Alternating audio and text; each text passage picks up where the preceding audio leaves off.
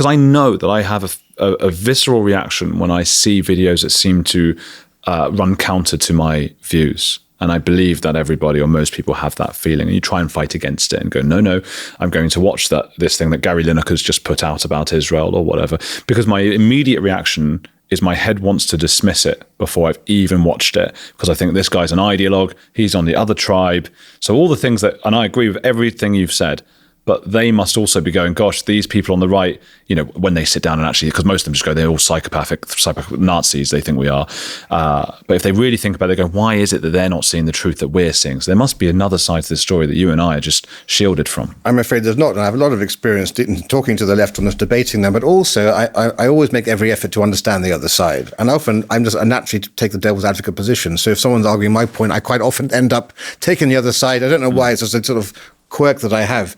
And actually, I did a paper, a chapter in one of our books on reforming the education system as one way to try to get rid of woke and one way to actually increase respect for free speech. And one of the things I advocated for students to do in primary and secondary school is to have, every couple of years, force all students to debate an issue from the opposite side they would normally do, so that they're forced to consider the validity of other points and express them.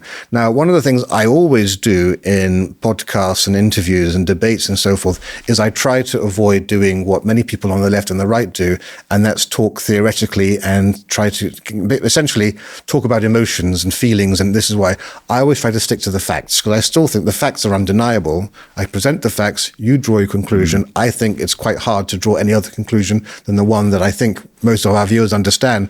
And as I said, as with my cousin, when she saw the facts, she couldn't deny them, because this wasn't my view, my opinion. This was the clear facts. And as I said, you challenge somebody, for example, to explain how diversity has actually benefited. And I had one person talk about the restaurants, but I was like, well, yes, they all added, we've got the recipes now, we don't need them any longer. I know where you got that from. Mr. Bean. Yeah, so that was not the 9 o'clock news, I think, yes. Now that we have the recipes. And then the other one, of course, is the slavery and reparations. And I say, well, you want reparations for slavery? You living in America, living in Britain, living in the Caribbean. In what way has your life been hurt by slavery? How have you actually been disadvantaged by that? You're living in a country which has a life expectancy far longer than in West Africa. Your income is 10 times higher than in West Africa. Explain to me. And they never can. And you'd have to take money from the black families who kept slaves as well. Well, exactly. And you'd also have, if there were Jamaicans living here, they'd be paying reparations through taxes to people in Trinidad. Makes no sense at all. And of course, there were only a few thousand slave owners. The majority of Brits descend from people who lived lives of abject poverty akin to serfdom in the first place. So why should they pay? But you are a victim of slavery. In what way? And suddenly, all of their arguments go, because it's all based upon emotion and fluff. I deal in facts, and I think that's the only way you can hopefully bring over people on the left who aren't so radicalized. Right? That's all. I want to try to bring people who are still sitting on the fence or on the left but are reasonable and logical.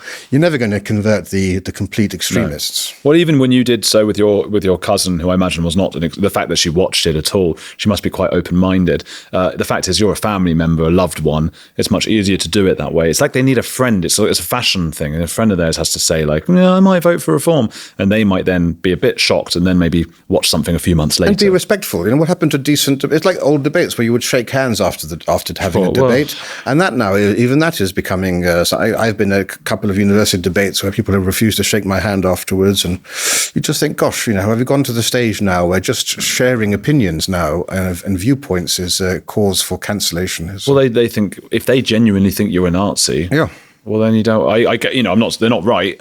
But that's what they think, isn't it? There's this visceral anger on the left. I mean, you see, you've never held someone say Labour scum, right? Or killer Labour MP, as we just had from this kneecap organisation. No. I'm told on these dating apps now it says no Tories, right? I don't think anyone's probably said no Labour or no Lib Dems. I suppose because traditionally the right, the left think of the right that the right are evil and the right think the left are stupid. So we want to talk and go, come on, guys, let me explain this to you, and they want to go, no, you're evil. Well, as the old adage says, if you're not a liberal at 25, you have no heart. If you're not a conservative at 35, you have no brain. Yeah, this is the thing. Bloody hell. Well, and what is Keir Starmer? I mean this almost in an existential sense. What the hell is it sort of a robot, a kind of a parach? How do you say that word? Parachik? Apparatchik. Apparatchik. It just seems this blank slate kind of thing. Well, it's clear he's clearly not a person with any political acumen or instinct. I mean, it's been nothing but calamity after calamity. 91% watching Heretics clips are not subscribed.